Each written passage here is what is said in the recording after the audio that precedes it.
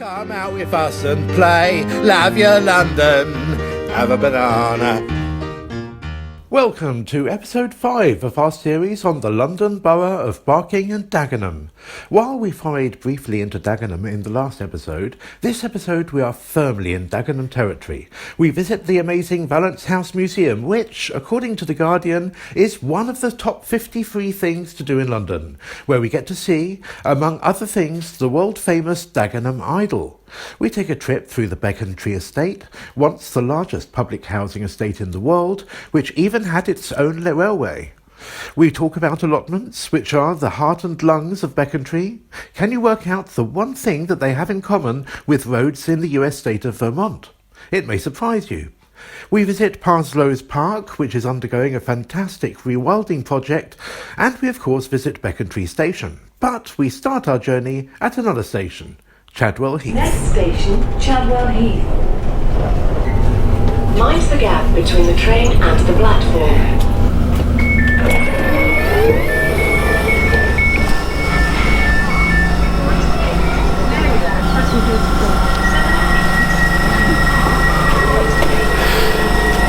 Okay, so we are here, we're in Chadwell Heath. Look at this lovely train. This is one of those new Elizabeth line trains, the purple line, the Lizzie line. Brand new, spanking new, fantastic. Really revolutionised this area. It goes all the way to Liverpool Street. Well, originally the old National Rail went to Liverpool Street as well, but very soon you'll be able to stay on the train and go all the way to Paddington, Reading, Heathrow, places like that, very, very quickly. It's fantastic. Revolutionised this area, as I said. We're in Zone 5. This is a great little station, and of course, this being the brand new Lizzie line, it is accessible. Yes, there's no step-free access. Well, I'll tell a lie, there is a step coming down from the train, but people will help you with that, I'm sure. But there's a lift going up to street level, so that's fantastic for wheelchair users. There's a toilet here as well, and it too is accessible. Yay! So, this is really ticking all the boxes so far. This station, it's not. I mean, although it's a new line, it's actually not a new station. There's been a station here since 1864. And the station building, well, unfortunately it lies on the site of Miyawaki House, a very old house from 1250.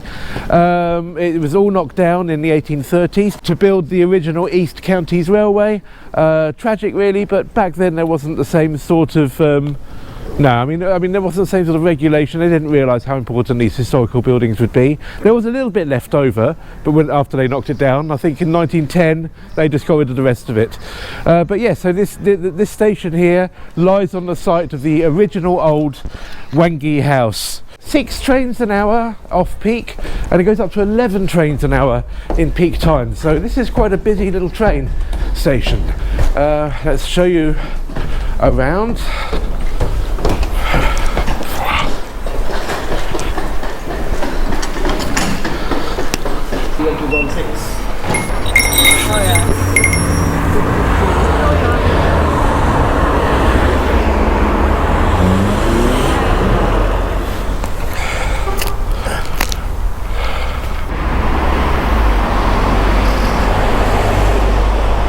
Okay, so we are here at number 146 Barron Road.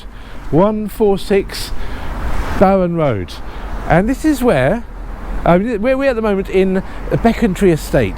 We're going to be telling you a lot more about Becontree Estate later. It was the largest council estate in Europe at the time. Groundbreaking. We're going to talk all about that after we've gone to the museum. We'll probably learn quite a lot about it in the museum. But first of all, this is on the way, number 146 Barron Road. This is where young Dudley Moore and his family moved. Their original house was bombed in 1940, so they moved here, and this is where Dudley Moore, his sister Barbara, and his parents set up home. Dudley died in 2002, which means that this house is now eligible for a blue plaque. It hasn't happened yet. I'm sure the owners are getting very excited about it because it's going to obviously well, I mean, it's a huge honour to have a blue plaque on your house. Probably also put some money on the value of your property as well. I would knock on their door, but it is quite early on a Saturday morning, so I won't. But I'm sure that they're very excited about the possibility of having a blue plaque any time now. And indeed, Love Your London has written to English Heritage suggesting this location for a blue plaque. They got back in touch to let us know that Dudley will be considered by the Blue Plaques panel this autumn, and that a decision will be made shortly thereafter. Please follow us on Facebook for any future updates on this matter. Valence House. We've got Valence Road just over there. We're heading that way now.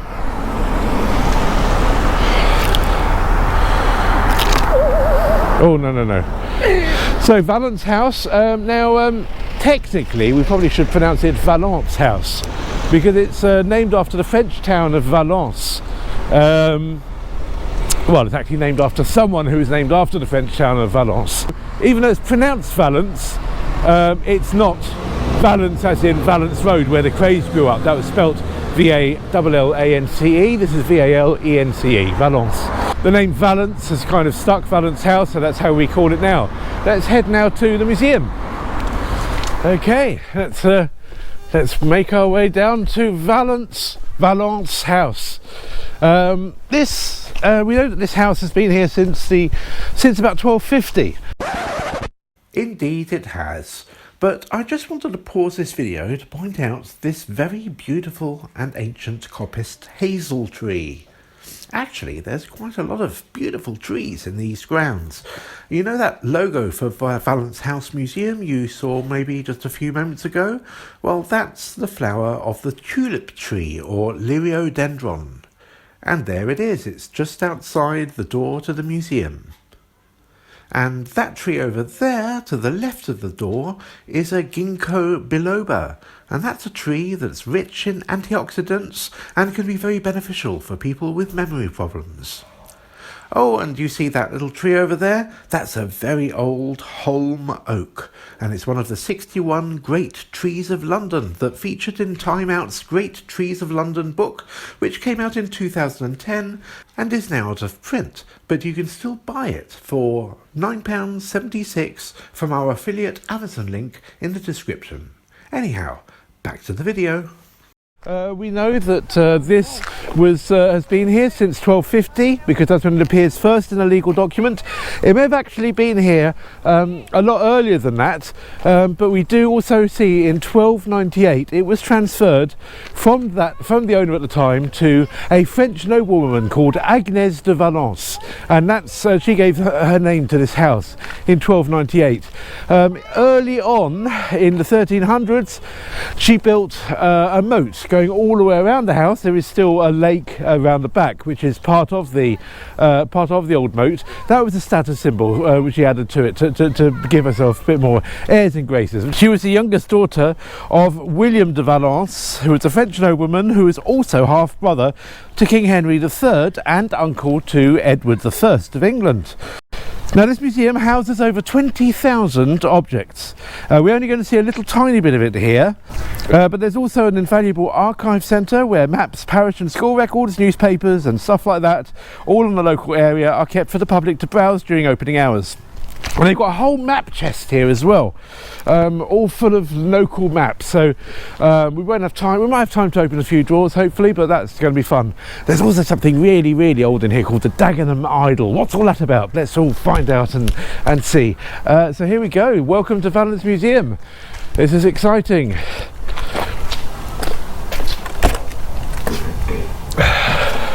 And here we are. This is the parlour. There it is. This is the parlour. This is a Dagenham Idol. Wow. The first thing you see when you come in, it's 1,000 years older than Stonehenge. And it was found here in Dagenham. It's obviously wet archaeology. That's the anaerobic conditions. Yeah, this is the Great Parlour, by the way. This used to be a toilet. Believe it or not, it's not a toilet anymore. The website is very clear to make sure that no one uses it as a toilet. But this was a toilet.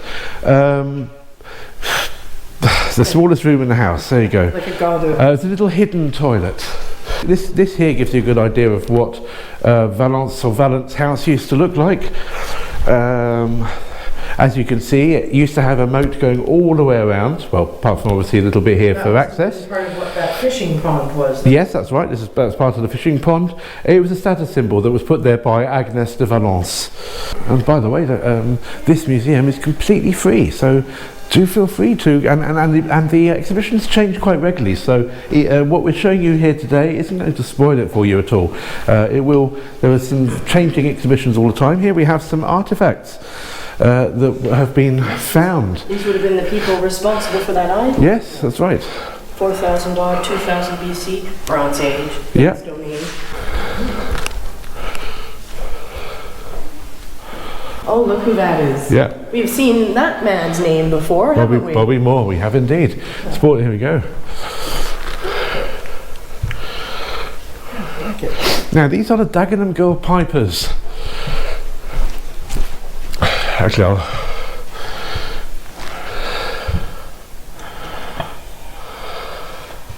the Dagenham Girl Pipers, we're going to be telling you a little bit more about them in a couple of episodes' time.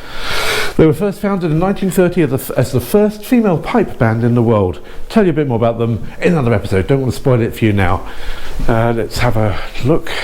Here we have a Becontree kitchen. We're at the moment in the Becontree Estate, which is it was a groundbreaking scheme at the time. And when there were slum clearances in the more central areas of London, a lot of people were moved here to Becontree. And this was often the first time that people had things like this, kitchens like this. But sometimes it was the first time that it ever had an indoor toilet. It's very exciting. This estate started in 1919 as part of the Housing Act of that year. And basically it started off as a cottage estate. Council houses fit for heroes, as they put it, returning from the First World War. It was created via a compulsory purchase order at the time, and the first houses were built on Chitty's Lane, quite near Chadwell Heath station, where we started off this episode, and the whole area spread out from there. By 1921, 4,000 houses had been built, and they were mainly inhabited by working class families who had, as I said, been pushed out of the East End from the slum clearances. So yes, as I said, this was often the first time that they'd have running water and indoor toilets. There'd be on the roof, there'd be a reservoir where water would be stored, and they'd have a copper boiler to heat the water. It was all very exciting for the residents at the time. And the whole area was extremely well managed. I mean, they'd have, each house would sort of like typically have a privet hedge running all the way around it. These would be maintained by gardeners who attend to them regularly. Obviously by the 1950s, this was really, really huge. I mean, it was officially opened in 1935. There were already, of course, lots of people living here before then. So after the terrible smog of 1952, this whole area was declared a smokeless zone, and people were not allowed to burn wood in their fireplaces. It turned overnight the whole area into a much more amenable place to live. Everyone really benefited, apart from probably the old guy from Chadwell Heath who had come down here on a Saturday morning with his wife on a horse and cart selling wood. His business collapsed overnight, but other than that, it just became an agreeable, amenable place to live. And to some extent it still is, but we'll let you decide that as we walk around Dagenham town and Becontree. Dagenham and Becontree are kind of, they sort of like cover the same sort of area. Becontree, I'll tell you a little bit about the name Becontree. The name Becontree is a very old name. It's in the Domesday Book as Boentro, an old English term meaning tree belonging to a man called BHAA, which is fabulous, I think. And so when areas were divided up into various administrative areas in ancient times, the area became known as the Becontree Hundred. Hundred being an old term for an administrative area, what we'd probably call a ward today if we were talking about political areas. And so the tree part of Becontree Tree refers to the big old tree that used to be in Becontree, where people would meet. The council members of the Becontree Hundred would meet under the tree, so hence Becontree Hundred. And Becontree has had a fair amount of famous residents in the past. We've spoken already about Dudley Moore, but also Alf Ramsey, Terry Venables and Max Bygraves. Just a couple more names that you may be familiar with. Now, Just outside this building, there is a poster about Becontree Forever. The website is becontreeforever.uk, not becontreeforever.co.uk. That's a bit confusing. That is an ongoing project, reimagining how the estate is going to look in the future. There's arts and culture things happening all the time, and there seems to be a real sort of community trying to get locals involved in how they want this area rebuilt. There's loads of stakeholders involved, but it seems to be very much community-led, and at the head of this is a company called Be First. It's a council-led regeneration company, and as far as I can see, they're following the same sort of ethos that was originally started here when the first cottage estate was built. They've got a lot of net zero commitments as well for 2030 and 2050. It's all looking quite good. I mean, I've been on some Facebook forums talking about how people feel about this area. It's quite negative. I was quite surprised how negative it is, because from the website and from websites like Becontree Forever, it seems to be quite exciting and community-led and driven. But maybe there's more to that that meets the eye. Maybe there's a hidden sort of resentment of people living here. They don't feel that they're being listened to. But from what I can see from the website, there seems to be an awful lot of community involvement. And while we're on the subject of Becontree Estate and the community, though it hadn't been unveiled at the time of filming this episode, the lovely Grayson Perry has created a street lamp sculpture inspired by the Becontree Estate. It can be viewed in the central courtyard of a house for artists in Barking Town Centre.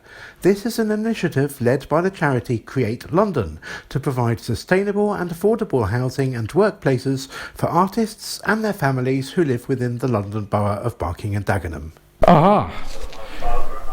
Here we go. This is the Short Blue Fleet. Remember, we were talking in an earlier episode. Sorry, there's a bit of audio suddenly started because we obviously triggered something, but I'll try and speak over it. But there you can see the Short Blue Fleet. There are the fishing smacks and the well smacks that we were talking about in an earlier episodes, and the Hewitt family. So yes, let's come out of here because of the annoying little audio thing that comes up. Didn't ask for that. Let's see what there is here.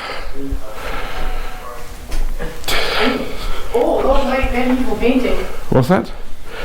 Yes. Here we go. Oh no, this is really important. We're going to press. No, we can't. We press this button. I did, but the light only goes on extremely low light because it's so valuable. Hello. Is that as bright as it gets in there? Is it? It is, yes. Oh, it is. Is the light on? It is. It's very, but not surprisingly, it's 1500s. It's not. That's as light as it goes, is it? Yeah. Yep. You don't want to fade it. Yeah, we don't want to fade it. Okay. Just don't let your eyes adjust. I'm not sure if you're going to be able to see this. Yeah, we can't really see that, but on your screen you'll see a much better picture of it, which you can look at. But this is some medieval art. That painting that you can see in there is a satyr, a painting of a satyr from the late 1500s, of a half man, half goat. You can't really see it at the moment because the light is really bad. That's to preserve it, but there's a picture, as you can see on your screen, and if you look at the bottom, you'll see a little pig-headed woman eating an apple, which is really fun. There we go. Here's the old abacus that was used in the village school up until 1968. And there's how the village used to look. A lot of it actually looks quite similar to this day. You see there the pub that we're going to be visiting later. I'm not sure if that is the pub actually, but I think it is. The church we'll definitely be visiting later. Not in this episode, but in the next episode. Yes, this is this lady here. This is Lady Anne Fanshawe. Quite tragic, really. As you can see, she's pregnant, but she did die in childbirth. Very sad. But here are some of the many people who have lived at this house. Or obviously, this was a very wealthy house, so they would get their portraits taken. The Fanshawe family were very important indeed. Here we are, the changing face of the Fanshaws. 54 portraits of members of the Fanshawe family. Fanshawe. Normally you don't see Fanshawe spelled like that. Normally they spell it Featherstone Hugh or something like that. But there we go. So you can be spelt Fanshawe as it sounds. But it's quite strange to see Fanshawe spelled like that in its sort of literal way. This is the oldest wall in the house. Look at this. This is this dates from the 15th century. As I said, the house is from 1250, but this is one of the original walls, or rather the oldest wall that we still have. You see some of the coloured walls still? Yep, and The fresco was from something like yep, and as you can see, there's wattle. There's wattle between the. animal hair. Yes, you can see the Horse wattle hair. here. That was made by weaving twigs locally from local hazel trees, and then covered and daubed with clay, straw, cow dung, and mutton fat. Sounds like breakfast. Yeah. Some old stairs. And you have some interesting sort of Barbie dolls Right. dressed up in various costumes at a time. Absolutely. Tristán boy. Yes, Check it out. that's very nice. Well, they're my height. Yes, look at that. She would have fitted right in back then in the Plantagenet times. Yes. I do still have that appearance. And here, this is really important. Look at this. This is a whalebone. Oh, yes. This was found in Chadwell Heath. Lower And jaw. Chadwell Heath is quite a long way away from the water. Now, how could that have happened? Now, in fact, there's even a road in Chadwell Heath called Whalebone Lane. No one is quite sure how this whalebone got to Chadwell Heath. The urban legend, popularised by Daniel Defoe, was that it had become stranded in the Thames off Dagenham in the Great Storm of 1658. However, we know that it was already on display in Chadwell Heath in the late 1640s, as it appears on maps of the time. It was a landmark and was possibly even used as a cattle scratcher. And here we have a sort of a modern cast iron, is that It looks like steel. steel? Yeah. Replica of the old Dagenham Idol. And here we have a replica of another Dagenham Idol. This is a Ford Capri. Look at that, beautiful piece of engineering. The Ford Capri. We're going to be talking in the next episode about how important Ford is to this area. This, by A.J. Baldwin, is a fantastic Ford replica. Look at I have that. a beautiful woman on a car. Here you Absolutely, there you go. go. It's brilliant. And this here is a very nice brand new centre. They've got everything in here, and this is where you can have you can check all the archives of the Dagenham Girl Pipers and all the school and parish records. You can find out all about that in here, and they've got a map room. They've got all these maps in drawers and stuff like that. We're going to have a very quick look in there. Down there is the archive. Lovely. There's the toilets. That's the museum. Yeah, we've been to the museum. This is the tea room. Oh, fantastic. All right, lovely. Here we go, the Archives and Local Study Centre.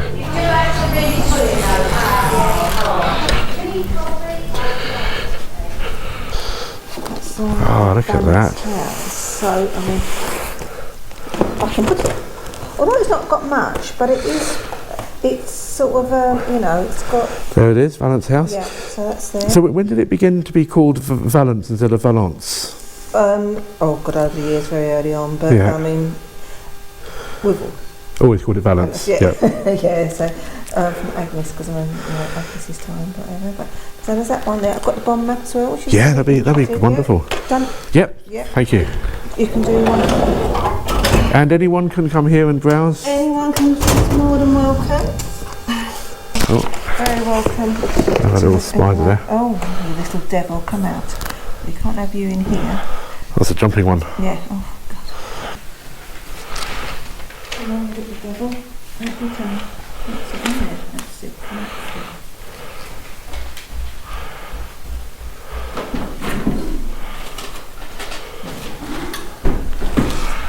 These are the sort of things that will attract people. Whoa, look at that. So, is that This is all where the bombs fell. This is just Dagenham. Just Dagenham. Yeah, there's actually a map for Barking, but is that okay? Can it Yeah, that's fine. So this was spared the bombs. This house. Yes. It was lucky. Got some, but we were spared. There was a shelter in the park. When did the moat sort of get filled in? Because there was a moat all the way around, wasn't there? Oh, that was early on. That'll tell you, top of my head. They will tell you that in the museum's galleries there. But Where are we? we are up here. So you've got Valence Park there, so that's... Oh, yeah. So you're right there, so yeah. So, but you've got the iconic Valence Circus there, which is Yes. what everyone picks out. That was built in 1919, roughly, wasn't it? Well, Sort of. Or not. well, the 21 is technically is Yes. sort of when people started So going it in. started off here in Chitty's. Yeah, and then, Chitty's Lane and further up into the Allotments section. So, yeah. We're going to go to Parsloes Park next and try and find the source of the river, the old, which is down there. They're trying to rewild it. Yeah. I'm looking forward to that. So yeah, it'd be quite interesting. So, but yeah. But Great. is that Thank you. right? That's fantastic. That's perfect. Oh, is that all right? And you've got here lots of stuff about the Dagenham Goldpipers as well. Do you know if they're still going? Yeah. Because they haven't updated their website since the pandemic. I mean, they were out for the Queen's. At the Civic Centre, but now they come out. They will be out soon because they always do the Remembrance Parade. And they're still recruiting? Well, they're still recruiting, but to be perfectly honest, I think they're struggling to recruit. So a lot of them now are daughters and family members. So can I just show you one more last Yes, please do. This is a great one. This is which was done for when George Clark's murder was being done. Oh, this is the But this is the overlay of the modern on the old. So that's right. Yeah, so that's Dagenham Village, which was literally just that. And what's really nice about the place is that people who don't like history don't think that they would want to come to a place like this, but they can come and have a cup of tea, wandering. Everybody has somebody that worked at Ford's. All the Ford's magazines there.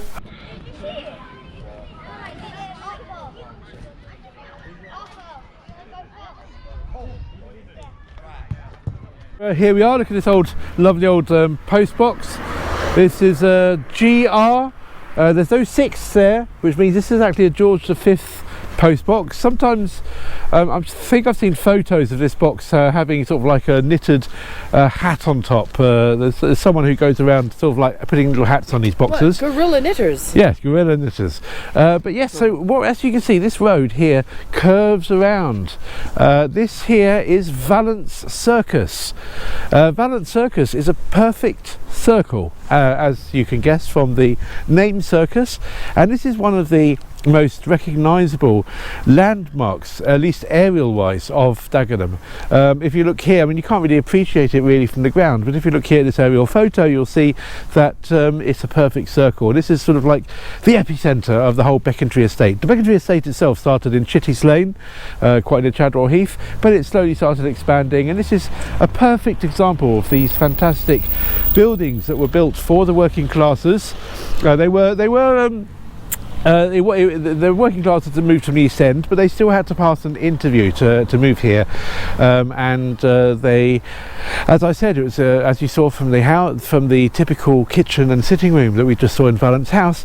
This was quite new for them because they had indoor toilets, they had heating and all sorts of stuff like this, and this is a perfect example of a beautifully maintained at the time. They used to have little privet hedges. We're probably going to see a couple of privet hedges down here now on our right. Privet hedges that would be tended by a gardener who would come. There'd be someone here selling wood every Saturday morning for their wood fires until that was actually banned after the 1952 smog. Here we can see a nice little privet hedge, possibly even one of the originals. I don't know how long privet hedges last, but yes, so here we go. So this was groundbreaking, and it was the largest housing estate, low-rise housing estate in Europe at the time. Well, it's the largest at all housing estate in Europe at the time. I think people here are quite happy and proud to be living here. I'm sure there'll be some naysayers, but on the whole, it seems a nice place to live.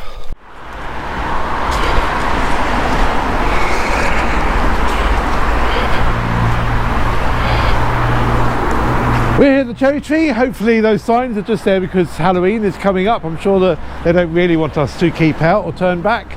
But yes, the cherry tree. The local pub for the local community here. Just going to have a very quick drink in here if it's open. Oh, look at that. Is it closed? Oh, it's open. Oh, it is, right. Yeah. Lovely. Thank you.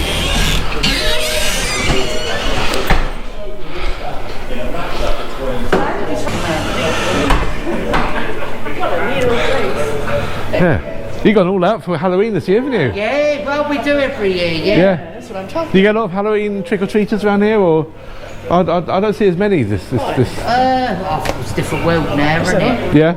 Different world. Well, Halloween If they go out, then they're probably with their mums. trick or treat is an American thing anyway. Different world.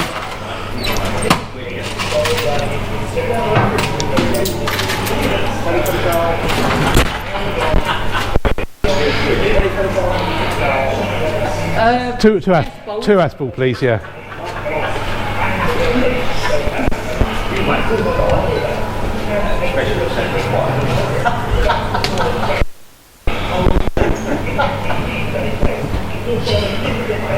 Which we haven't got. We've got Strongbow. Strongbow.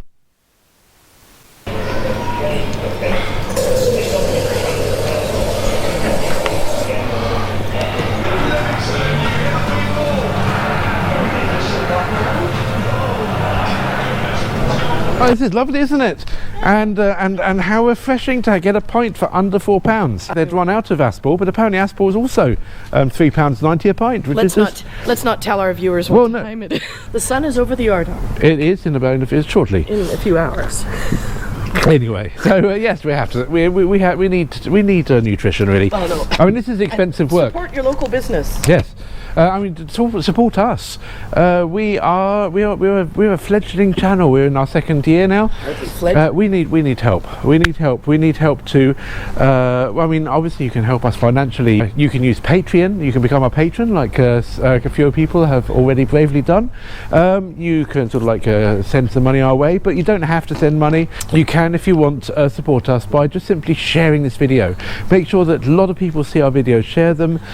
Make sure that people subscribe. Hit that notification bell if you haven't done so already. It doesn't cost you anything to do so. Like these videos, but just share. It's all about sharing. And at the moment, I'm very impressed with Dagenham. I wasn't expecting such an interesting, lovely place from the comments I read online. But yeah, so far so good. And look at this lovely beer garden. Isn't it nice? They've even got swings and play areas for children. Lovely. And the drinks aren't expensive. They don't rip you off like so many other places that we've visited.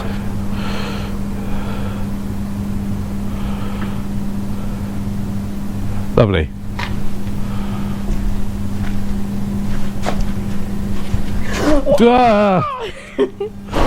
Here we go. This is a typical Romanian. I mean, there's a lot of Lithuanians who live in this area, but this is a typical Romanian shop called La Simon, and we're going to go and have a look in there and see if we can maybe try some of their amazing food. It's not going to appear in this episode.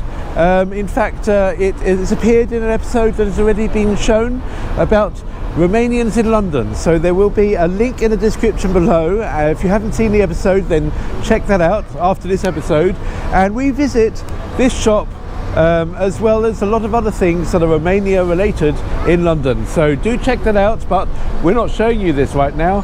In case you haven't seen our special on Romania in London, head to that after this episode. There'll be a link down below. So we are here. As you can see, it says there Becontree Horticultural and Allotment Association. They left the "and" out, but that's the name of the actual area, BHAA.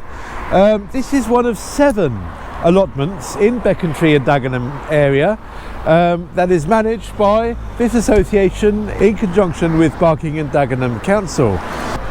Now, the allotments are the heart and lungs of Becontree and Dagenham as a whole, and last year they celebrated their 100th year anniversary. And now they were conceived especially for those who don't have gardens of their own, but any local resident can apply for an allotment. Whether you get one or not is another matter, because there is quite a long queue. It's very, very cheap. I mean, just to register an interest is just £1. And then if you want a small allotment, we're talking about £25 a year, which is really nothing. It's a peppercorn rent, to be honest. If you want a larger allotment, we're talking £50 a year. So it's not very much at all, but that's why there's such a high demand for them. So there's one very quirky thing about allotments in the UK. They're measured in, not metres, that's far too modern, not even yards, that's also sort of like modern newfangled stuff. They're measured in rods. Now a rod is a very old measurement.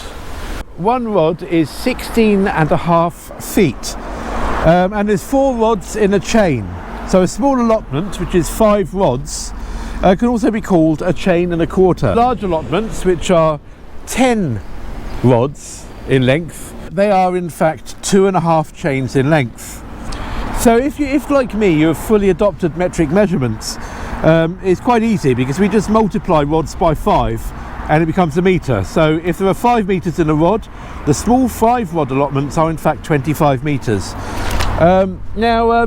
Funnily enough, that's an English measurement. In Scotland, the rod, or the rood, is actually larger. There's 222 inches to a rod, which is the equivalent to 6 L's. Another measurement, another weird measurement. 222 inches, which means that the Scottish rood or rod is a good 24 inches larger than the English rod. There's probably a joke in there somewhere that the Scottish rods are larger than the English rods. I'll leave that up to you. This is a family channel. Don't want to go into those smutty details right now. So this rod, is it only used in allotments?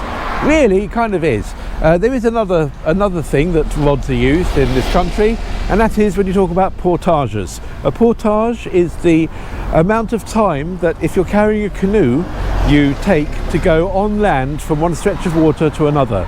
That's because the average length of a canoe is roughly the length of a rod. We talk that when you talk about measurements of land between 2 stretches of water that a canoe is carried on, that's also measured in rods for some reason. But here in the UK, it's just allotments and canoe canoe portages that are measured in rods.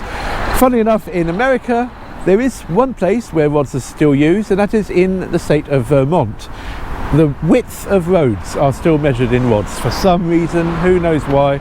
But it's an old thing. But yeah, so if you're measuring the width of a road in Vermont, is still measured in rods. Now, if you're interested in allotments, there is a really funny film called Grow Your Own. It's available on DVD.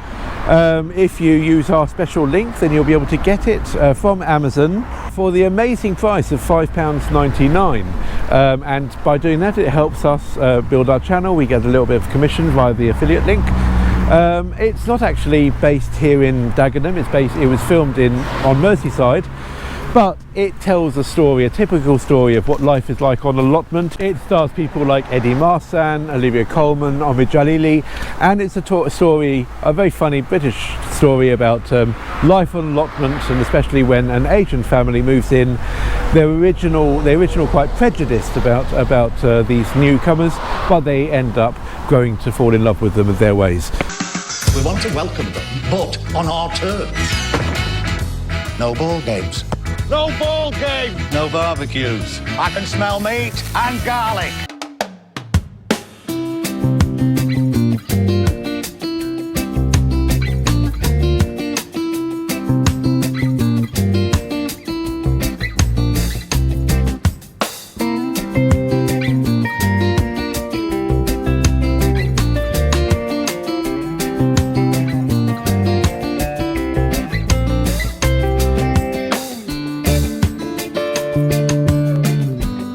Do you agree with that?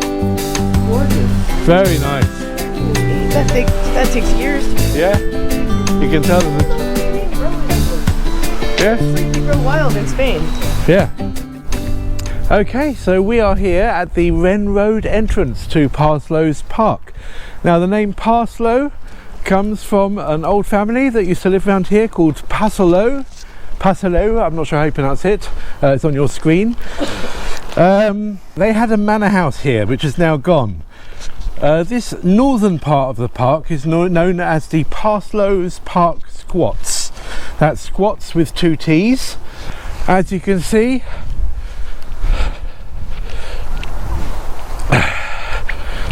these are the Parsloes Park Squats. SQATTS, and it's very important because this is actually acid grassland.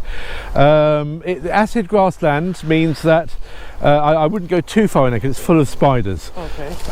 Acid grassland means that the pH of the soil is no more than 5.5. It's under 5.5 pH. It's a very important home for spiders. I'm afraid I'm not a fan, so I'm not going to be going in there. But what I want to really show you first is just over there. There's something very exciting that's happening. There's lots of rewilding projects happening over here. What they're growing here is this is an extremely exciting project.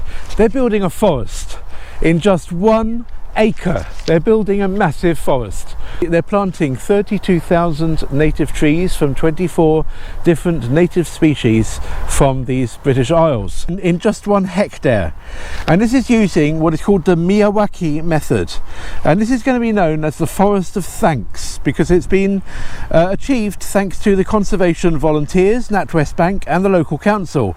And it's to thank the people who worked in the NHS who kept our community safe during the recent pandemic. This is going to be the largest, even though it's only 1 hectare, it's going to be the largest Miyawaki forest in the whole of Europe. Now you can volunteer if you want to take part in planting these trees and working on them. Go to tcv.org.uk to be part of this wonderful conservation project here in Parsloes Park.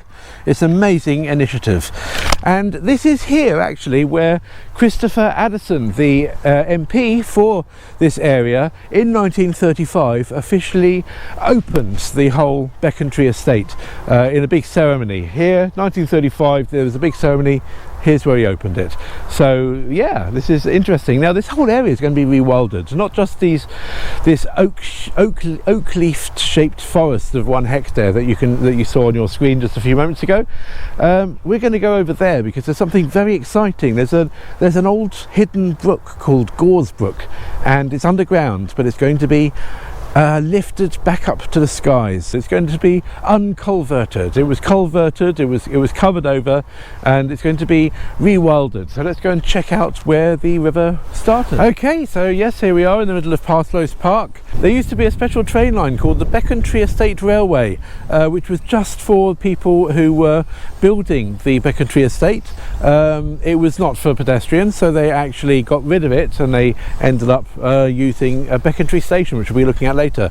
But yes, so this area had its own train line in order to build this wonderful estate around us and to the north of us, the Becontree Estate. But it was dismantled shortly after the estate opened. Now, as you can see just over there, there's a little sort of dip in the land. I don't know if you will be able to see it because of the wide angle of the camera. That dip is where the original Gores Brook came up from. There used to be a pond there if you look at old maps, and the Gores Brook is still there today. It's been culverted over, but it sort of it winds its way down there towards the south. If you look at this map that you can see on your screen of an aerial image when it was particularly dry, you can actually see the curves of the river. Now this is fantastic because they're going to be rewilding this area. They're going to be taking the soil off and turning this back into a river like it used to be, which is going to be fantastic for the local flora and fauna to bring back a proper riverside, because at the moment this is just grassland. This is just a playing field, but when this becomes a river again, it's just going to be beautiful. This park is going to be completely transformed, and the Gores Brook is actually one of the tributaries of the Thames as well. Yeah, so the name of that Gores Brook regeneration project is the Gores Brook Living Landscape. It's actually supported by the Mayor of London's Green Resilient Spaces Fund. So there you go. So as you can see, we're still in Parsloes Park. Yeah, you can actually see a bit of the delineation in the land of where there used to be walls and all sorts of stuff. This would have all been part of Parsloes Manor, now long gone. Now it's a place for recreation. As you can see, there's lots of fantastic football pitches for the older people to enjoy, but it's not just the young adults. There's something even over here for children. This is really quite sweet. This is a little playground, and there's something here called the flamboyance of flamingos. Let's check, see what that is all about. The flamboyance of flamingos. There we go. Look at these lovely. Here we have a little merry-go-round done with flamingo shapes, and here we have this lovely seating area.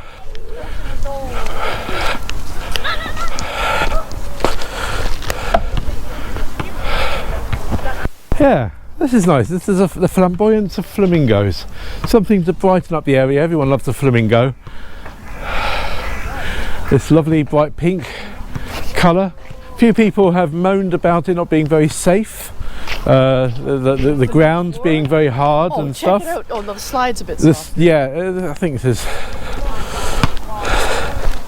Yeah, so it's not as soft as it could be. A few people have moaned about their kids being hurt in this area, but I think it's really quite nice. Look at these. Look, you got little flamingo-shaped things to. It's another serpent, Tristán. Yes. We've already done this in one episode, but let's go on again. Okay, gotta have another go at this. Gotta have another one. Oh, ow.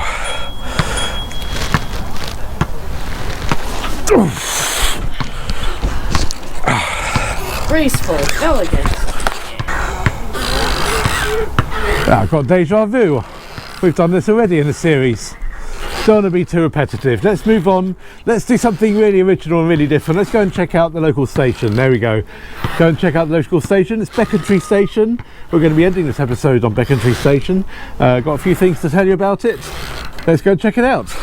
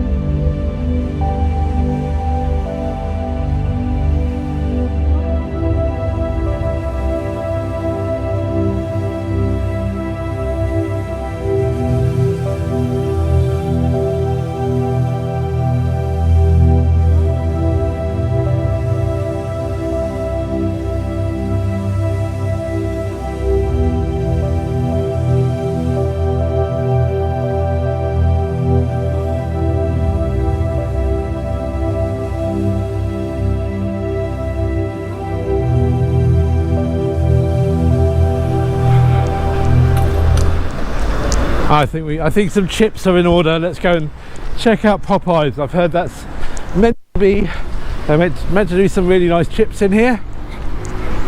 Let's check them out. Popeyes fish and chicken.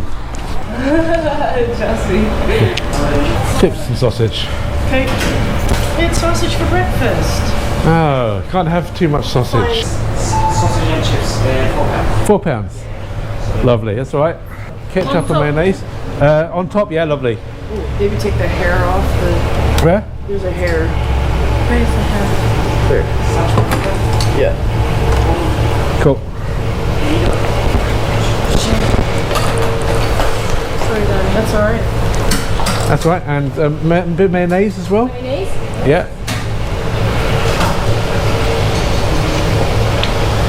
For YouTube or for Yeah, YouTuber. With a YouTube channel. You have YouTube. Yeah. I'll give you a card as well. So if you subscribe, you'll see it when it comes out. Okay. Cool. This isn't bad. £4 for all these chips. I don't know how we're going to eat all these chips. Let's check this out. That's £2 for the chips. Look at that. Look at that. And £2 for the battered sausage as well. So £4 in total. That's again a lot cheaper than our local.